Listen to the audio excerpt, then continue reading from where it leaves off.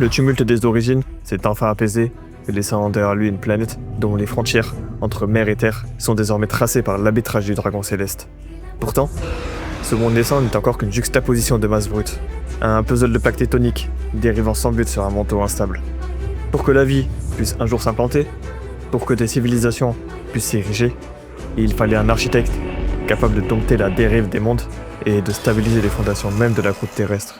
C'est dans ce silence post-apocalyptique, alors que les fumées de l'âge primal se dissipent, que retentit le pas pesant de l'un des plus colossaux bâtisseurs de l'histoire, Régigigas. La légende, gravée sur les stèles de glace du temple de Frimapic et murmurée dans les archives de l'issue, raconte une épopée de pure force physique. Régigigas ne façonna pas le monde par la magie ou l'esprit, mais par la puissance brute de ses bras immémoriaux. On dit qu'il utilisa des cordes tressées à partir des racines de montagnes et d'énergie de la terre pour amarrer les continents. Avec une patience divine s'étalant sur des millénaires, le colosse tira sur les masses continentales, déplaçant les plaques tectoniques à travers les océans pour dessiner les contours des régions que nous connaissons aujourd'hui. Sinnoh, Owen, Kanto, chaque terre est le résultat d'un effort de traction titanesque. Une pièce de l'échiquier mondial déplacée par la volonté de l'architecte.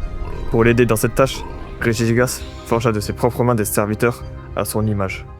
Les golems de roche, de glace et d'acier, insufflant la vie dans la matière inerte pour qu'il puisse stabiliser les zones qu'il venait de fixer. Tandis que Régigigas œuvrait à la surface pour ordonner la géographie, une autre forme de création s'opérait dans les entrailles brûlantes de la planète. L'ordre ne peut exister sans une source d'énergie interne, un cœur battant, capable de maintenir la chaleur nécessaire à la future éclosion de la vie.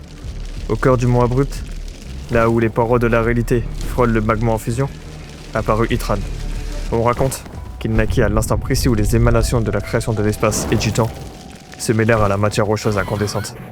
Itran devint le gardien du sang de la Terre. En circulant dans les veines magmatiques de la planète, il régule la pression interne, s'assurant que les continents déplacés par Régigigas restent ancrés sur un noyau stable.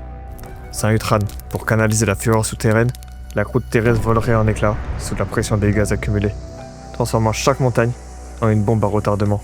Mais la forge du monde exigeait un dernier maître. Un artisan capable de sculpter le relief par la synthèse des opposés. C'est ici qu'intervient Volcanion, une entité singulière capable de lier le feu de la terre à l'eau des océans. En générant en son sein une pression de vapeur dépassant l'entendement, Volcanion devint le sculpteur des paysages. Là où Régigigas déplaçait les masses, Volcanion les affinait. Ces explosions de vapeur massives, capables de raser des montagnes entières en un souffle, permirent de creuser les vallées, de percer les plateaux et de créer les réseaux d'irrigation naturelle qui allaient un jour nourrir nos forêts. Il est le pont entre la fureur de Groudon et la fluidité de Kyogre, utilisant la puissance destructrice de la vapeur pour bâtir des écosystèmes complexes.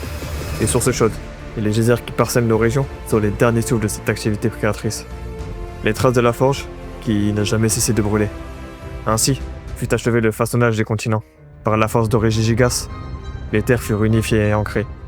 Par la chaleur d'Itran, le monde conserva un corps vibrant et fertile.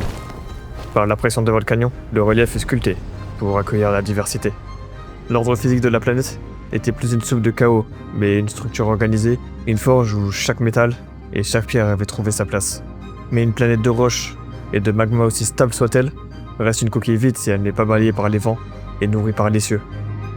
Le décor était prêt, mais il manquait encore le souffle qui allait transformer ce désert minéral en un jardin florissant.